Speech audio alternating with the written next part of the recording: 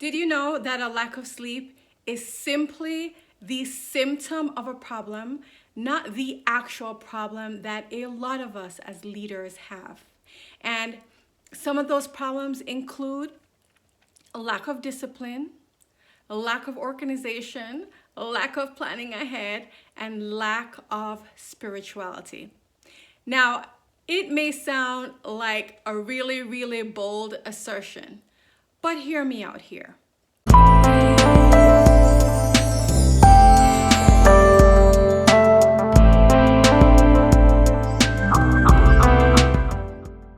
By the way, for those of you who don't know me, I'm Kisha from KishaWynter.com. I'm a career success strategist that help women break through their internal and external glass ceiling so that they can take their rightful seat at the table. And today we're talking about sleep and why it's so powerful to not only protect the asset, by the way, the asset is you, but also to help us optimize the asset, optimize our results.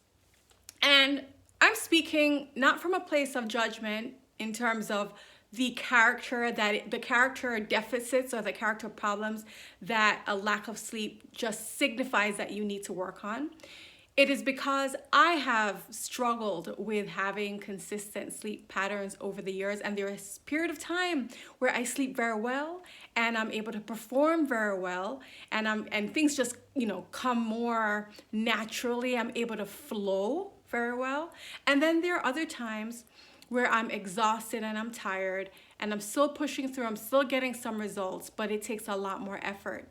And after a long time of analysis, I've realized that sleeping isn't the problem, it's what has caused the lack of sleeping.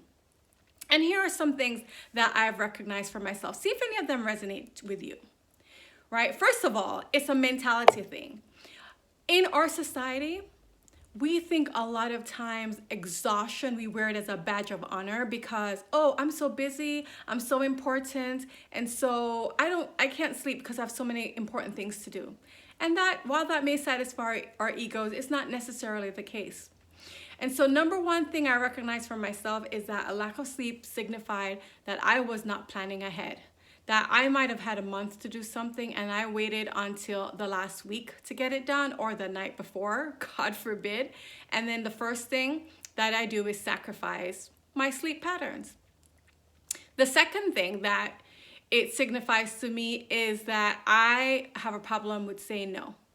I have a problem with setting boundaries. I may be taking on additional work that I know I don't have the ability to do or the capacity to do, but because I don't want to disappoint anyone or I don't want to make anyone feel bad, I say yes. And instead of saying no, I sacrifice the hours that I could be getting to sleep.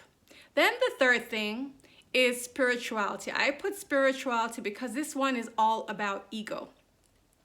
A lot of times we don't delegate things because we think we have to be able to do it for it to work out.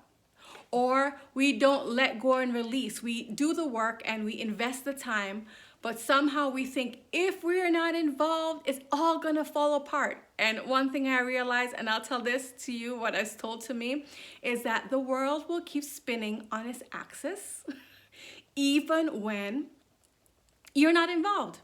And so sometimes it requires you letting go and let other people get into the job, or it requires you to just do the work and release the outcome and release the results to God, to the universe, whatever you want to call him. I call him God. But it's that idea of release. And it's not just a one-time thing. Like we practice meditation and we practice yoga. It's a daily practice.